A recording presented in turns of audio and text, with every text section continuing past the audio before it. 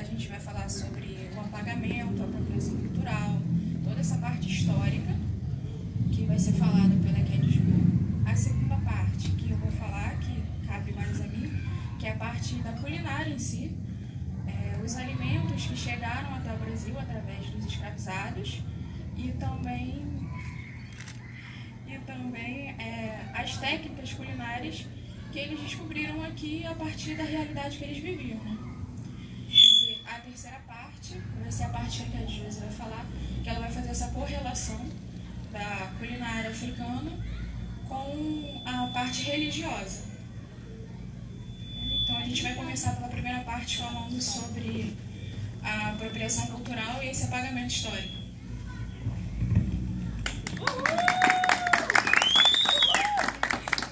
Bonitinho, né, gente? Ela falando. Ela falou que ela ia desmaiar. Vou desmaiar, socorro! Vai dar tudo certo. A senhora está agora na pasta, não é isso? Eu conheci do vídeo. Então, muito bem-vinda, né? Queria agradecer a presença. Ela, inclusive, agora ela está, né, na parte da cultura aqui em Iguaba. A Raquel fez esse projeto da Lei Paulo Gustavo, por isso que a gente está, mais uma vez, com a Foché aqui. E aí a gente trouxe para esse mês, mas aí teve essa questão da mudança, né? Antes era o Miqueias, né? Que a gente também já fez uma apresentação aqui com ele. E agora, eu esqueci seu nome, desculpa. Bárbara. Quer falar um segundinho? Não, depois não, continua. Então, beleza. Então, Bárbara, bem-vinda. Tá? E queria agradecer em nome de todo mundo, né? Esse espaço que Iguaba Grande está oferecendo para os povos de terreiros, que eu sempre falo com o pessoal da cultura, que do município, né, aliás, da região de 10 municípios é a cidade que mais abraça os povos de terreiros, é Iguaba Grande, inegavelmente em todos os eventos que a gente vai, né? Então isso eu sempre reforço, porque a gente está aqui para quebrar paradigmas, né? E para cada vez mais povos de terreiros estejam ocupando esses espaços, que são espaços públicos, né? Para não falar de religiosidade, mas sim de cultura dos povos e comunidades tradicionais. Já entrando nesse primeiro ponto que a Raquel falou, queria agradecer o convite, Raquel, também, porque assim, o projeto é dela, e aí a gente fica tentando, a gente ajuda, né? Mas a Raquel se empenhou muito para escrever esse projeto, foi o primeiro projeto que ela escreveu mesmo para edital, assim, e foi aprovado, isso foi muito bacana. Então ela montou a estrutura toda, a gente ajuda, e foi quando ela convidou a gente para fazer, para estar aqui, né, junto também. Então é muito importante a gente estar aqui em união, né? E aí, quando a gente fala de povos e comunidades tradicionais, eu sempre venho reforçar que existe um decreto federal desde 2007, que existe um Conselho Nacional de Povos e Comunidades Tradicionais, que dentro do país são considerados 28, né? Entre caboclos, povos originários, quilombolas, povos de terreiros e vários outros, onde os povos de terreiros estão inseridos. Então, quando a gente fala de povos e comunidades tradicionais, a gente precisa reforçar essa ideia de que tem vários, são 28 no país, mas que é importante respeitar essa diversidade, respeitando também essa questão peculiar de cada um. Por exemplo, a cultura quilombola ela é completamente diferente da cultura caiçara, né? A cultura caiçara é muito diferente da cultura dos povos originários. Então, aí a cultura dos povos originários é diferente dos povos de terreiros. Então, assim, é muito importante a gente falar sobre isso nesse sentido de entender que é diverso, mas respeitar a peculiaridade de cada um, né? E quando a gente fala de influência africana, o que é do projeto, principalmente a questão da gastronomia, que aí a Raquel vai falar um pouco, a gente precisa voltar lá, né, na história que a gente aprendeu. Tem um termo engraçado que a gente aprende nessa parte decolonial, que é encobrimento, né? Descobrimento não, é encobrimento, né? Porque já viviam pessoas aqui, esse território já era habitado, se chamava Pindorama, antes de ter o nome de Brasil, que na tradução para o português é um lugar com muitas palmeiras, né? Então era um lugar que era habitado muito mais por tupinambás, que são algumas etnias, inclusive os pataxós. E aí tem essa questão, né, que vem vindo da construção do país, onde teve a escravização indígena, mas também tiveram muito embates, né, porque na cultura indígena teve essa questão de montar confederações para não aceitar ser escravizados. Então essas pessoas passaram a ser perseguidas, dizimadas, massacradas. E aí o que aconteceu? A escravidão já era uma realidade, né, ao entorno do mundo todo. E aí o Brasil também entrou nessa questão, né, colonizadora, de trazer africanos para o Brasil para poder escravizar também na mão de obra mesmo, porque os indígenas já não estavam mais, não vou usar o termo dando conta, mas não é esse o termo exato, né? Na verdade, houve essa rebelião que eles não aceitavam ser escravizados numa terra que era deles, né? Então foram açoitados e esses escravizados vieram. Mas quando a gente fala de escravizados, principalmente africanos, porque eles não eram escravos, eles foram humanos trazidos forçadamente que foram escravizados, né? Vieram reis, rainhas, príncipes e princesas. Então a gente tem 3 princesas que foram trazidas para o Brasil. E meu pai está me olhando ali, vai falar ou não? Vai falar ou não? E elas fizeram esse assentamento do primeiro orixá, o rei de Queto, Oxóssi, na Bahia, né? No terreiro da Casa Branca, do Engenho Velho, que hoje o Ilhéxia e o Ojomi é remanescente, né? A Iá da casa e a Maria Fideriomã é cuidada pela Iá do terreiro da Casa Branca, né? Que é o terreiro de candomblé mais antigo do Brasil. Então, imagino que eles não sofreram, né? Então, a gente entra nessa questão da influência falando sobre isso, trazendo essa consciência de que a história ela precisa ser recontada de forma decolonial, né? Tem um provérbio africano que diz que enquanto a caça, né, não contar a versão da história, vai sempre prevalecer a do leão. E é verdade, porque quem ganha a guerra é que vai contar a verdade. Então é muito importante esse movimento decolonial, da gente estar sempre se reunindo quando pode, com quem tiver. A quantidade ela não é importante nesse momento, a qualidade sim, porque cada um aqui é agente multiplicador da informação. Então o que a gente vai falar aqui hoje, a gente vai reverberar para cada vez mais pessoas, e esse é o objetivo de cada um aqui, né? E principalmente do coletivo. Acho que é isso, né? Eu tentei sintetizar, e é isso, obrigada. Ai, minha mãe está reclamando que não me apresentei. Vamos lá, Juliane Carvalho, né? Como diz mesmo, meu nome social é Juliane Carvalho, mas dentro do movimento cultural me conhecem mais como Eked Ju. Eu sou do Ilhéxia e Ojomi. Atualmente represento o Brasil na equipe de acompanhamento continental do movimento latino-americano de cultura comunitária, inclusive através do Ilhéxia e Ojomi. E sou coordenadora do Ponto de Cultura, onde a gente tem alguns projetos sociais, na verdade socioeducacionais e culturais, né? Que a gente traz essa questão aí para a comunidade de ensinar inglês, espanhol, libras gratuitamente, mas também introduzir a questão da cultura e despertar o sentimento de pertencimento dessas crianças. Na verdade, o projeto começou com crianças, mas agora já tem adultos no projeto. No dia da inscrição apareceu adultos, a gente, tá bom, entra aí. Então já tem adultos lá também. E é isso. Muito obrigada. Então, vou começar falando sobre da costa, né? O que são as comidas da costa e como elas chegaram até aqui, né? As comidas da costa são consideradas todos os alimentos que vieram da África e chegaram até nós, através dos povos escravizados. Vale lembrar que eles foram escravizados, né? Eles já não eram escravos, eles foram escravizados e trazidos para cá. Então, vários alimentos que fazem parte da nossa cultura e que muitas das vezes a gente nem sabe são de origem africana. A gente tem como exemplo o jiló, o quiabo, o inhame, a melancia. Tem o coco, que o coco é originário da Ásia, mas foi muito utilizado pelas negras escravizadas para o preparo de cocada, do leite de coco, que era usado como realçador de sabor. Então, muitos pratos que a gente tem hoje em dia são de origem africana. Tem aqueles pratos que são tipicamente afro, né, que foi até citado pelo Manuel Querino, que fez parte da luta abolicionista. Ele era professor e escritor, e essa obra dele foi A Arte da Culinária Baiana.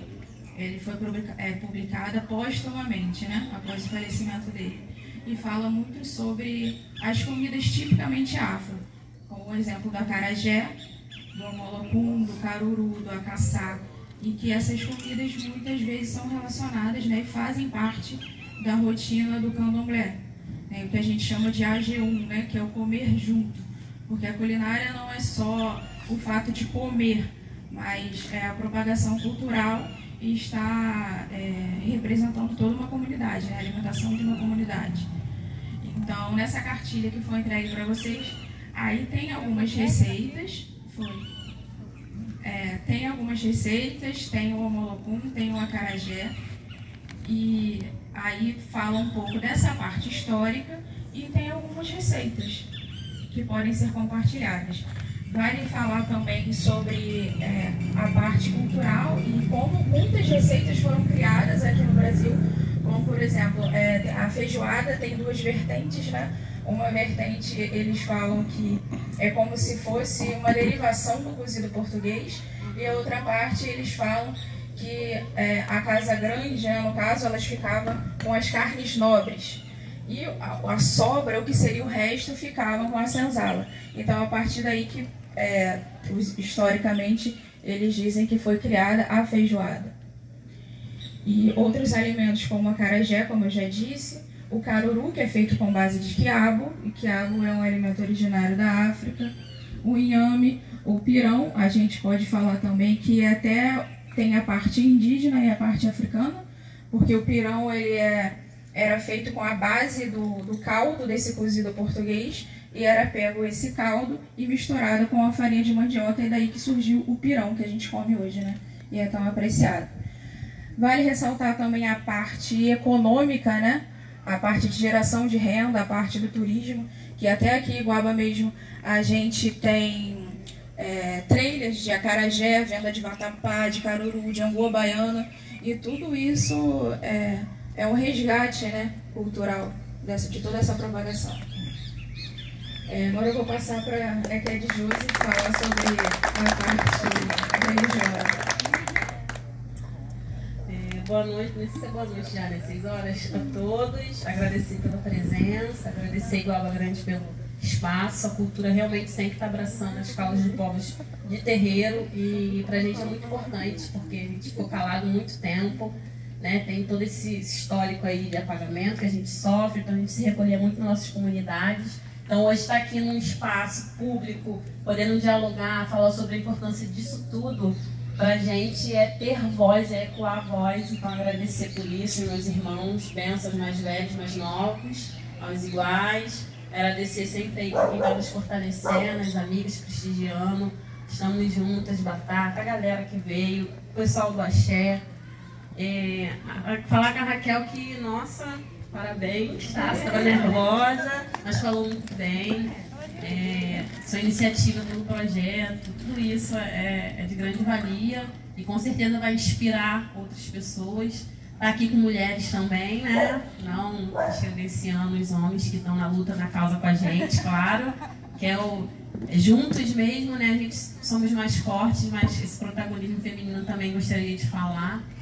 E não dá pra gente falar de culinária, né, africana ou brasileira sem pensar na influência que os escravizados trouxeram para essa culinária, os indígenas também, que a gente fala, quando a gente fala afro, né, a gente também tem que lembrar dos indígenas, como ela citou.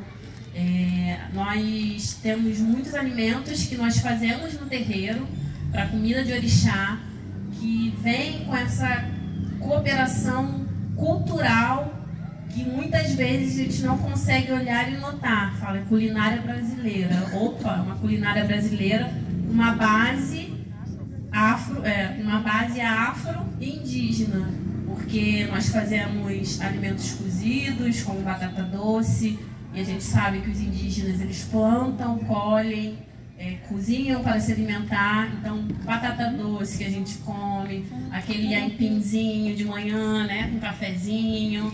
Então, nós brasileiros, todos nós perpetuamos uma cultura. Às vezes a gente não para pensar que, opa, veio de algum lugar. Quando o Brasil foi colonizado, existiam indígenas aqui, existia um povo com sua identidade. Então, isso não tem como se apagar totalmente. De certa forma, influenciou na culinária. Então, a culinária base, ela tem essa influência, e depois dos que vieram os escravizados também. E na religião de matriz afro, nós utilizamos muito esses alimentos.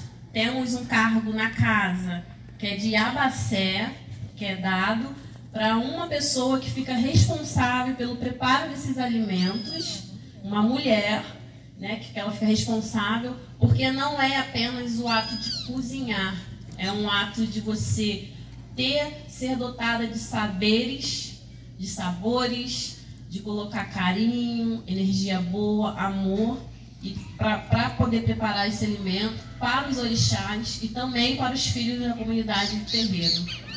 Então, se a gente parar para pensar, praticamente a comida brasileira tem muita da influência afro-indígena e não pode passar despercebido, e a gente não pode deixar de falar isso, porque é perpetuada essa cultura, mas não é dado nome para quem realmente trouxe essa base gastronômica, né? Acho que é isso. Queria agradecer a Raquel pelo espaço, muito bacana. Como ela falou, né, não só isso, a comida afro, ela também traz renda. A gente sabe que principalmente na Bahia tem muitas mulheres que vivem da renda de venda de acarajé, da muqueca, são patrimônios isso, inclusive. Então, assim, é uma coisa que é muito forte e a gente precisa estar falando, estar trazendo, estar pensando e refletindo sobre isso, né? Obrigada, minha galera. O meu presente eu apresentei, eu acho. Minha mãe tá de fiscal de apresentação hoje, né? Vai, se apresenta aí. Minha irmã já ficar falando aqui. Eu sou Josi, sou membro do Ilhaxé Ojomi, ponto de cultura e memória localizado em São Pedro Aldeia. Lá eu sou EQED, né? No meu nome social é Josi, sou presidente lá. E tem que me apropriar. E sou EQED Josi, né? Nas redes, nessa parte cultural, educativa, eu me nomeando Josi, EQED Josi. E lá no meu município, São Pedro Aldeia, a gente iniciou esse movimento, já por essa representatividade. Tá eu como conselheiro titular, meu pai aqui comigo, meu guerreiro lá, estamos juntas. Somos conselheiros de cultura afro-indígena, que é justamente tentar fazer esse movimento de ter espaço, ter voz e principalmente representatividade no nosso município, com o nosso povo de terreiro afro-indígena. Uma observação importante, principalmente que Guaba agora vai iniciar esse movimento de conselho, né? Lá em São Pedro, a cidade fez 406 anos e nunca tinha tido na história a cadeira de cultura afro-indígena. Então foi um movimento que o Ponto de Cultura fez com outros, né, povos de terreiros, e a gente conseguiu colocar na redação da lei isso, né, em 406 anos, imagina, né, muito tempo. E a gente elegeu a Josi como titular. Então, pra gente, já foi uma conquista, e maior ainda para ela ser mulher, e maior ainda para ela ser uma mulher preta, né? Então, assim, uma mulher preta de terreiro numa cadeira inédita no município. Então, assim, a gente reforça isso porque realmente foi uma luta. Foi uma luta e uma labuta, mas a gente conseguiu. Se apresenta aí. Não, era só apoio.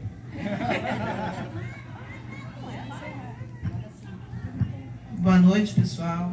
Eu sou Márcia Carvalho, né? Meu nome social. Sou conhecida como Yanorixá Maria Fidélia Omã, mas meu nome é Márcia, né? Márcia da Oxum, as pessoas me conhecem como Maria Fidélia Omã. Sou dirigente do Ilhaxé e Ojomi, onde é um ponto de cultura, um ponto de memória, uma casa de 23 anos dentro da cidade de São Pedro Aldeia. E estou muito feliz em poder ver que o nosso movimento deu cria. Eu quero agradecer a oportunidade que você deu para minha filha Dolfona de Obá, né? Esse espaço, e falar para você que você estava tão nervosinha, mas estava muito bem, que venho mais e mais. Estou muito orgulhosa de vocês três, principalmente de você, por ser seu primeiro, né? Mamãe, quando foi para a LERJ, passou mal, teve crise, ansiedade. Eu já estou aqui vendo você aí com a mão gelada. Eu falei, calma, porque é assim mesmo. E daí que a gente vai para frente.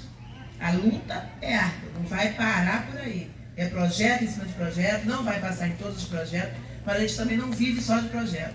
A gente pode fazer rodas de conversas em outra instância, nós podemos fazer rodas de conversas com crianças, com parceria, como nós somos parceiros do Griot, né?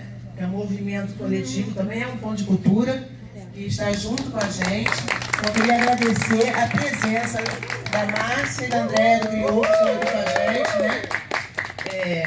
Trazendo mais alegria para a gente aqui e conhecimento, porque o Afoxé Fidélia Omã foi uma coisa que eu sempre quis fazer desde que eu cheguei na cidade de São Pedro Aldeia, e foi muito difícil para conseguir. O dia que nós conseguimos participar no carnaval, Eu chorei do começo ao fim. Eu não conseguia parar de chorar. Inclusive, também quero agradecer o Alê Poeta, que foi o compositor para nós da música, né, de Oxum. E eu chorei muito. Nessa segunda apresentação, eu chorei menos, mas eu chorei. Fui com o pé quebrado, aí todo mundo vendo, meus dedinhos quebrados, botei um esparadrapo e fui embora. Depois fui para o médico para ver como é que estava a situação, mas fiquei muito feliz de ver a família Ojuomi, né? Nós somos Ojuomi, Fidério Omã, crescendo. E tem mais novidades aí também, né? Nós estamos também com uns projetos mais para frente, que também é mais para frente, porque senão eu não aguento, né? Já sou uma velhinha já, e eu tenho que ensinar, aprender. Sou também guardiã dos segredos de matriz africana. Eu tenho 32 anos de iniciada, né? Dentro da religião. Sou uma mulher de Oxum e de Oxóssi com muito orgulho. Sou mãe de 5 filhos que saíram de mim, mais uma que mora aqui em Iguaba, que é minha filha também, Daniele, né? E eu quero agradecer a minha família por mergulhar comigo nessas loucuras que eu tenho, esses devaneios, mas que há uma necessidade espiritual, há uma necessidade de resgate, e nós estamos aí. E agradeço mais uma vez a Secretaria de Cultura de Iguaba por abrir esse espaço para o Axé, né? Fidério Omã.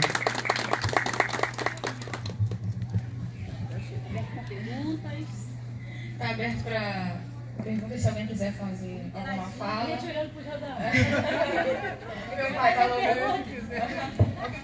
Fica à vontade para falar. Alguém quer fazer pergunta? Pergunta não, é contribuir com a sua fala.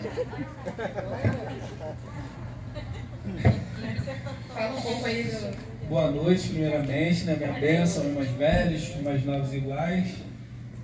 Quero dizer, antes de tudo, agradecer, né, meus ancestrais, nossos ancestrais, por estarmos aqui, que é de suma importância. E nada estaria acontecendo hoje especialmente, se não fosse o seu querer. Então, eu estou vindo hoje, como orgã, né, do Axé Ojuomi, parabenizar você pela sua atitude. É isso que nós precisamos, é isso que o nosso povo precisa mesmo, de fato, retomar, vou usar essa palavra, retomar o lugar no qual é nosso. Entendeu? Então é muito importante falar dessas questão de culinária, porque é muito engraçado. Eu acho engraçado, vamos falar ironia, né? Essa parte que vem de bastante preconceito conosco, só que as coisas que são boas, né? Aí a comida, a feijoada, aí tudo se aproveita, né? O pirão. Então é muito importante falar isso. Fazendo um adendo com relação também ao pagode, ao samba. Oba! Que todo mundo gosta, né? Oba! Mas é nosso também, é nossa raiz. Então é muito importante falar sobre isso. Estou muito contente mesmo. Quero agradecer também a presença e o empenho de todo mundo do Axé Fidério Omã. E é isso. Você saiu super bem e virão mais, você pode ter certeza. Porque quando o Obá fala, ela faz.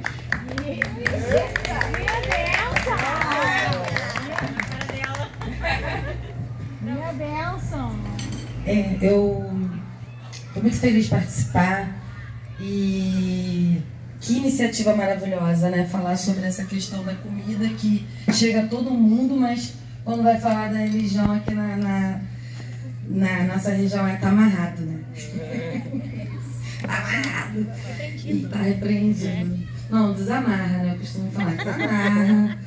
E achei importante falar sobre essa questão do tombamento, né? Do reconhecimento das comidas de terreiro e, por exemplo, o acarajé. Que lá, eu moro em Cabo Frio, né? Eu sou do Rio, mas moro em Cabo Frio. A gente percebe, assim, um desrespeito justamente a essa culinária e ao sagrado. Porque, por exemplo, a acarajé sendo uma comida reconhecida, ela tem aí mecanismos legais que protegem essa preservação, e você vê o acarajé pentecostal, por exemplo, feito sem vender, ainda por cima, aí não dá, gente, é isso. Aí não desce mesmo. Não desce mesmo, né? E é uma pedrinha, né? Uma pedrinha após outra pedrinha que a gente vai construindo aí né, algo importante, algo que seja realmente difundido e respeitado. Então, achei muito bacana vocês falarem sobre essa questão, inclusive, da preservação das comidas, né? Enquanto um saber, um fazer ancestral. Então, mais uma vez, só tenho a agradecer e parabéns. Obrigada. Eu tenho uma pergunta.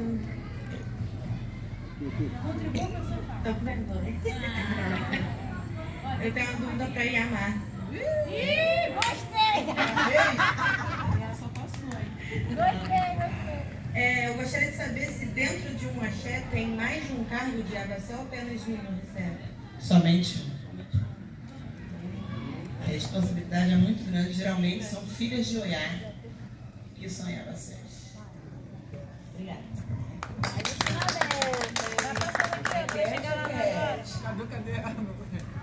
Posso falar sem microfone? Pode. Oi, boa noite. A minha pergunta é sobre as comidas em si, né? Cada orixá tem os seus alimentos correspondentes às frutas e tudo mais. Aí eu queria perguntar de que maneira esses alimentos em si se relacionam com a energia de cada orixá e por que são determinados alimentos e não outros. Uma dúvida mesmo, genuína. Até aqui discutindo quem é que vai responder essa daí. Pois, Adora. Era para contribuir, não era para perguntar. Não, eu venho carregando há anos essa dúvida. Realmente. Então, isso aí é uma pergunta que, inclusive, muita gente que não é de povos de terreiros questiona, né? Vou contar uma coisa aqui que aconteceu recentemente fui na casa da minha sogra. E aí a gente foi almoçar e aí era um peixe. Aí meu noivo não é de terreiro, mas ele já está acostumado, está 10 anos junto, está acostumado que tipos de peixe que eu não posso comer, né? Então, aí ele fala, mãe, esse peixe tem escama ou é de pele? Aí ela olhou para ele assim, tipo, você nunca me perguntou isso? Que história é essa? Não, porque o Juliano tem alergia. A Juliana tem alergia, eu olhei para a cara dele, porque assim, ele sabe que é uma questão religiosa, mas assim, dentro daquele núcleo ali, poderia criar algum tipo de explicação, como que eu ia explicar, né? A gente preferiu não entrar nesse argumento. Mas realmente tem essa questão aí. Antes da gente saber, um outro caso que aconteceu comigo foi que eu fui numa festa de 15 anos de uma amiga, comia comida, tinha ali um elemento que eu não podia comer, que era o milho. Eu sou do orixá Logoendé, e tem essa questão de Itã, de Kizila, que a gente chama, que o orixá não come, e normalmente seus filhos também não comem. E quando come, eles sofrem no corpo. Eu fiquei intoxicada e tive que ir para o hospital, mesmo sem saber, né? Então a gente tem essas questões. Um camarão, né? A minha prima é de Iemanjá, aí ela não pode comer o camarão também, porque passa mal. Mas ela já sabe da Tessa Kizila. Aí ela fala, gente, não vou comer meus irmãos do mar. Né? Eu já não como nenhum. Exatamente. A minha irmã de Oxum tem a questão da goiaba. Tudo isso é entrelaçado à questão a Itãs. O que são Itãs? São lendas. Dentro da mitologia urubá, dentro da mitologia banto também, né? Que são vários. Quando a gente fala de África, a gente fala de vários povos, não só de um. Afinal de contas, a África é um continente, né?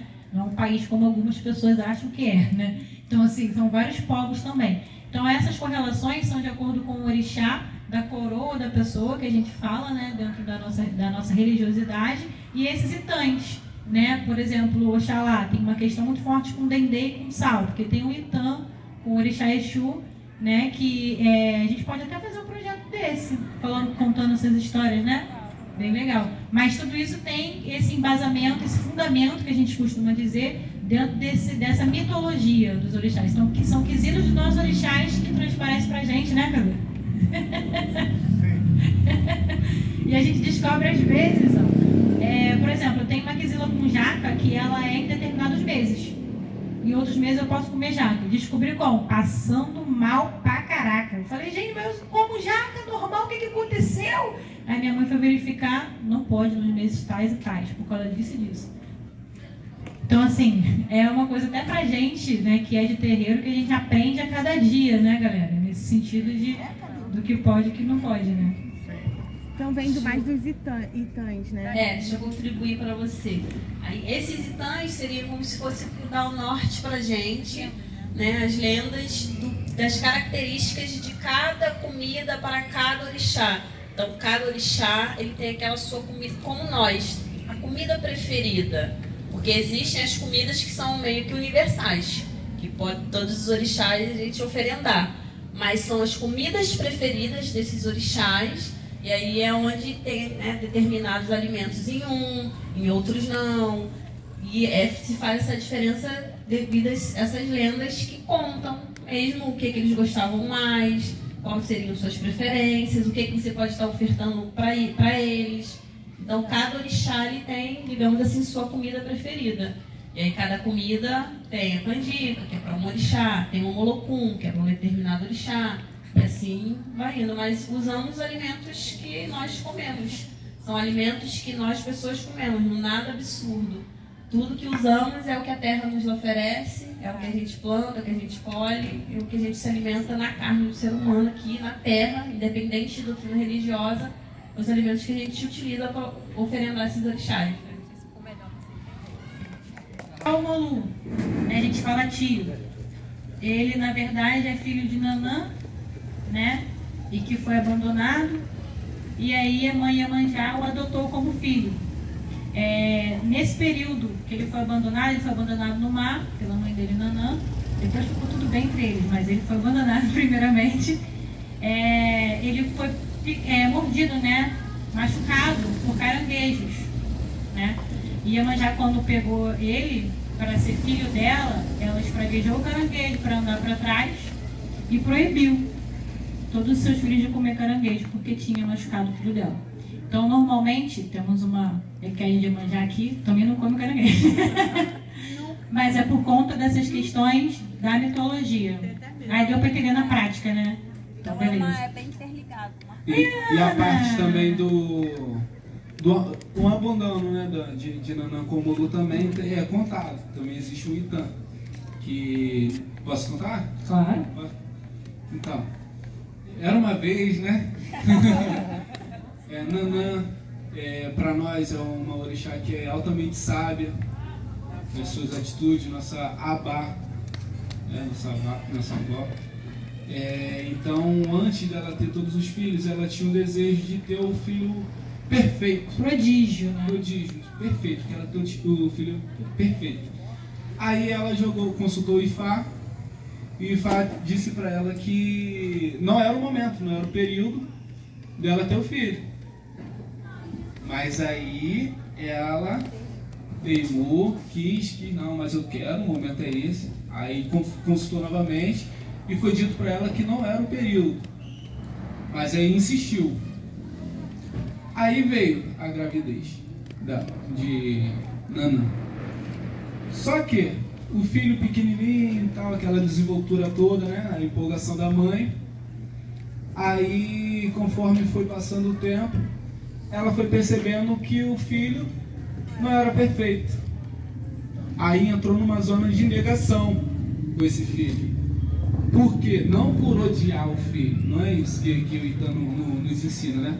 Mas é porque não foi uma coisa que ela queria, que ela pediu. Isso diz muito sobre nós humanos, entendeu? Por vezes nós temos uma coisa que, mas eu quero aquilo, mas cara, muita gente não tem nem o que você tem. Então esse ensinamento que ela nos traz. Aí ela começou a se questionar, Ifá, o Dudu, o Xolufã, né? O Batalá, e não quis, começou a negação. E esse filho continuou com ela. Só que teve um período que ela já não aguentava mais essa rejeição dela. Aí ela se intitulou incapaz de dar seguimento a esse ser, né? Se chamava o Molu para nós, o tio. E ela não aceitava. Aí foi onde ela falou, poxa, eu não quero abandonar assim totalmente, mas eu sei que se ficar comigo eu não vou dar conta, porque eu não vou dar o afeto, não vou dar o carinho que o ser merece, pela minha culpa. Isso que foi interessante. Aí Nanã levou o Molu, consultou novamente, né, o Ifá, e o Ifá disse para ela levar numa localidade de praia que encontraria uma mãe ou uma pessoa para cuidar dele. Foi então que Nanã chegou e levou o Molu para a areia, para a praia, assim deixou o Omolu lá, o nosso tio, e Iemanjá pôde encontrar. Por isso que Iemanjá ela é reconhecida como a orixá, né, mãe dos oris, mãe de todos. Orixá que abraça literalmente todos. É Iemanjá, minha bênção. Então, mediante a isso, o Omolu continuou lá e Iemanjá foi, caramba, o que você está fazendo aí e tal? Pequeno, levou ele para o mar, deu banho, fez as situações, os cuidados, né? Cuidou da ferida de Omolu também. Aí levou ele para casa. Só que não sabia de quem era, né? Só que a mãe, de verdade, ela vai atrás. E foi o que aconteceu com o Nanã. Vou ter que ir atrás do meu filho. Consultou o Dudu. Aí, por fim, descobriu onde estava. Aí, Iemanjá não quis muito que ela visse o filho, porque, querendo ou não, foi um abandono, né? Mas, ainda assim, os orixás, como eles se respeitam, Iemanjá, ela permitiu com que a Nanã pudesse ver o filho. Aí, a Nanã foi na casa de Iemanjá e conseguiu avistar o Omolu, só que ele só apresentava-se para ela com feridas. Feio como ele, para ela, né? Ele veio. Agora, para Iemanjá, ele se apresentava a pessoa mais linda desse mundo. E dançante. E dançante. O Omolu é um dos orixás mais belos do nosso panteão. Aí, dando essa sequência, aí ficaram lá, só que a comunidade em si começaram a, poxa, o que essa Iemanjá, no caso, sai com a criança, ninguém vê o rosto, ninguém vê nada, vive no berço. Aí começou aquela situação de querer entender, de querer saber o que era, aquela curiosidade. Aí, sendo assim, já não permitiu, era só para ela. Aí pediu perdão para o Omolu, o tio, para o Dudu, pela forma que ela agiu, pela forma que ela enxergou o mundo, que ela não era capaz daquilo, e o Omolu resolveu perdoá-la. Porém, ela nunca iria enxergar ele como o orixá belo que veio. Pela ganância, vou botar assim, né, que ela teve. Tá? Que ela não teve aquilo que ela pediu, mas na verdade veio. Só que ela não estava preparada no momento. Entendeu? Aí chegou, só para finalizar. É longa mesmo, mas acho bonita pra caramba. Aí chegou. Teve outro então, mas depois eu conto no próximo. É isso aí. Na verdade, os itãs eles vão se conectando. Aí tem a parte de olhar, enfim. Né? Realmente dá um projeto bom aí. Dá um projeto bom aí pra caramba. Mas tá respondido? Beleza. Vem cá. Dá um microfone pra ela. A família toda que tem energia camarão. E agora deu assim um estalo, né? Exatamente, essa coisa, né? Você não tem conhecimento, ela é alérgica, né? A pessoa não pode comer camarão, né? É minuto, né? Aí agora eu falei, gente, será que a conversa, né? Com outras pessoas também, né? Que não sejam ligadas ao santo, né? Mas acontece, na prática acontece. Na nossa religião, quando nasce um ser humano, ele já vem embalado no seu ori, a cabeça, um orixá. Independente da pessoa estar em outra religião, ela tem um orixá dela. Então, provavelmente, pode ser sim que tem alguma coisa a ver, alguma quizila. Pode ser que sim, na nossa crença, isso pode acontecer. Então, não só pessoas que estão na religião ou que são iniciadas ou não. Tem gente que é iniciada, que passa mal, e tem gente que também não é iniciada, que passa mal. E tem gente que nem tem conhecimento, nem afinidade com a religião, que também passa mal. Como já procuraram pessoas de outras doutrinas religiosas que estavam com questões espirituais, e o próprio pastor chegou e orientou, olha só, tudo que eu podia fazer foi feito, procura uma sacerdotisa de matriz africana para cuidar. E minha mãe acolheu, cuidou, e a pessoa seguiu o caminho dela, a vida dela normalmente. Claro. Obrigado.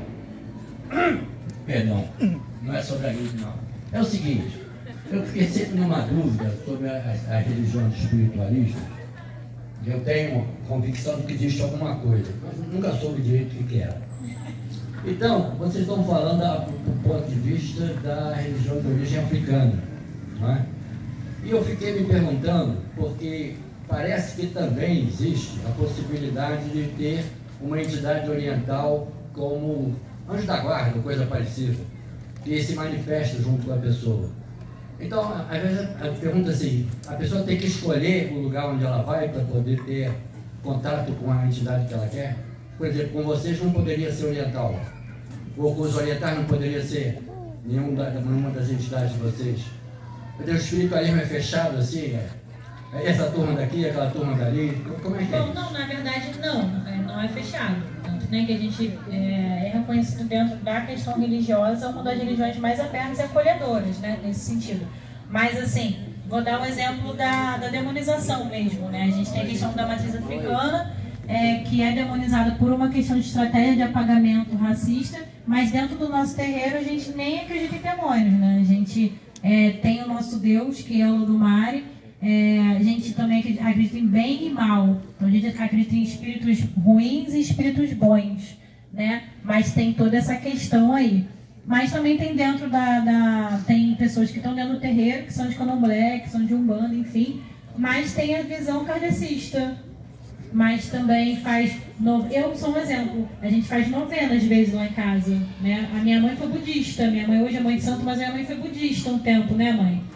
Eu fui da igreja católica, acendo vela para o meu anjo da guarda também, né? A gente tem essa questão de orar também para o anjo da guarda. Então, assim, na verdade, a espiritualidade, eu entendo, a gente entende, principalmente quem combate a intolerância, de que ela é aberta, aonde você se sentir bem, né? O importante é você respeitar essa diversidade, inclusive a sua, de que acredita que existe alguma coisa, mas não sabe ainda. Então, quando a gente fala de intolerância, a gente também tem que abraçar você, né? Porque é a sua convicção, mas sabendo que em algum momento, em algum lugar, você vai se encontrar, né?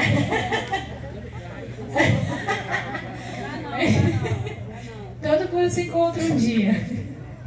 E tem essa questão também, colaborando para a pergunta dele, que a questão do candomblé é o culto ancestral, né? Isso. A quem veio antes do Senhor milhares de anos atrás. Então por isso que é uma religião tão acolhedora.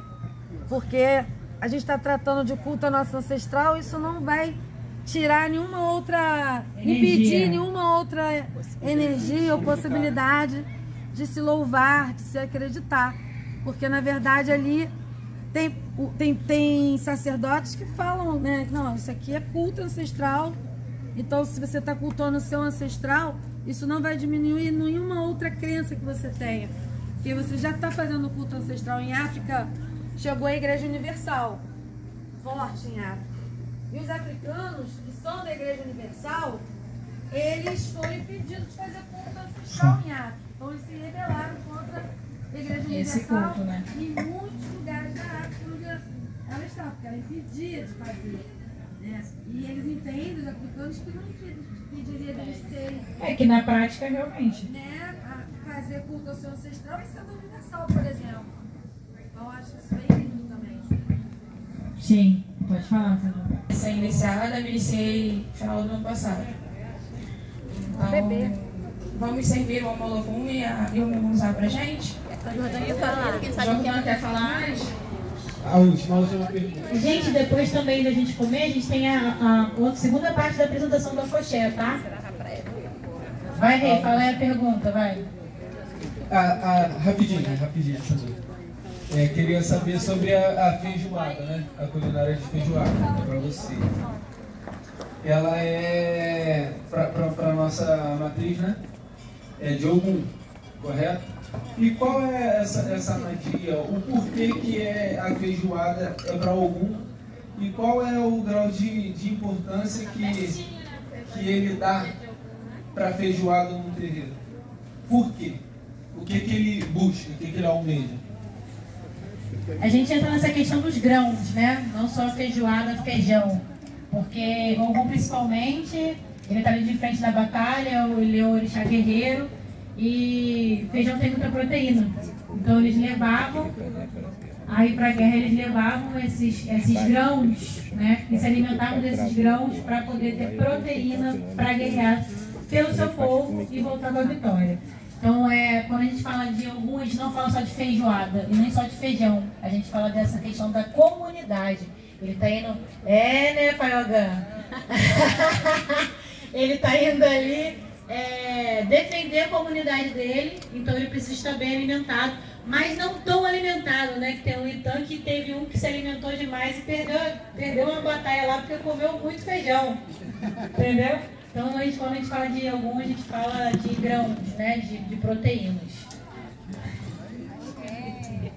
Continuando aqui sobre a feijoada veio pelo próprio Ogum, que fazia feijoada para dar para a comunidade, e bateu uma pessoa na casa dele, né, no Babalorixá, e ele negou comida para essa pessoa. Então foi imposto a ele, por Ogum, oferecer anualmente a feijoada para alimentar a comunidade. Então, a feijoada para Ogum, Orixá Ogum, não é São Jorge, tá? É Orixá Ogum. Ela vem para alimentar a comunidade.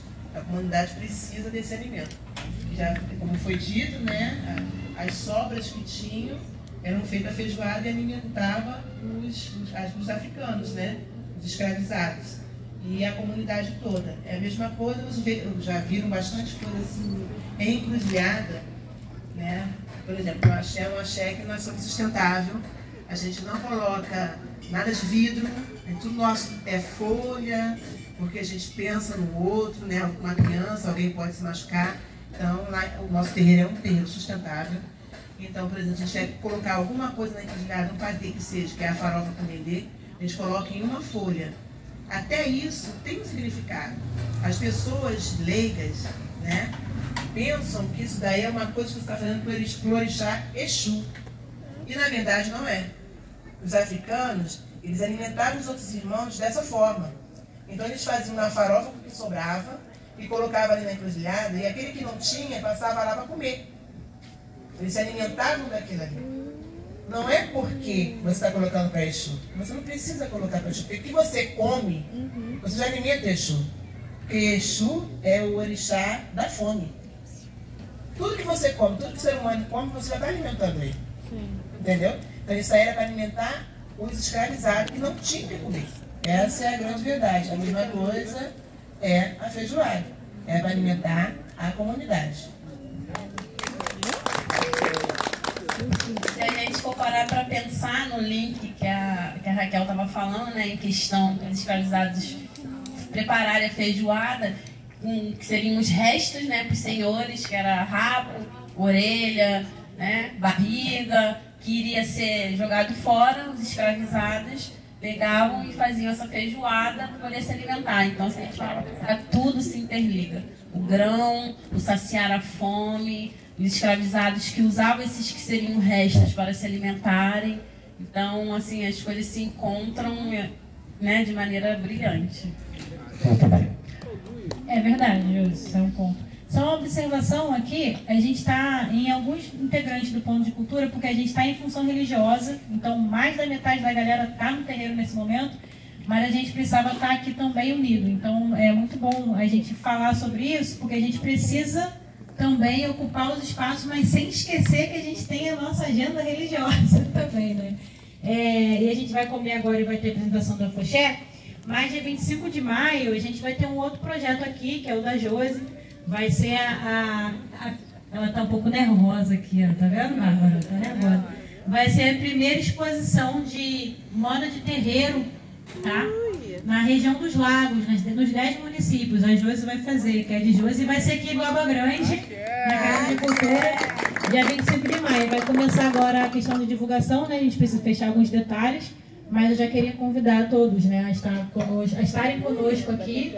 Vai ter jongo, vai ter afoxé, vai ter o ateliê, na verdade, ateliê Fidério Omani foi criado dentro do terreiro, então as peças estão sendo feitas pelas mulheres do terreiro, né? Não só questão de vestimento e indumentárias, mas também joias, bijuterias, então estão todos convidados. Muito bom. Então, antes de vamos comer? Não, antes de comer, Júlia. Vamos comer. Antes de começar, agradecer a vocês que todos a vocês. Fala. Só para dizer que a gente tem a Glória aqui, que faz parte do ateliê, que está junto com a gente nessa, na costura, acreditando. Tem outras mulheres de terreiro também realizando essas costuras do terreiro. E, então, para te agradecer a colaboração e a parceria. E vamos comer? Um minutinho só. Agradecer a presença da Ana, uma grande incentivadora nossa. É verdade, as reuniões de terreiro começaram. Isso, ela foi das pioneiras aqui em Bárbara, nesse espaço. Né? Muito obrigado por tudo. E a secretária presente e a todos o pessoal do Axé. Então, secretária, aqui nós temos, né, nosso bem material historiográfico vivo do Pão de Cultura. São nossas eclésias, Mãe Vicente e as nossas.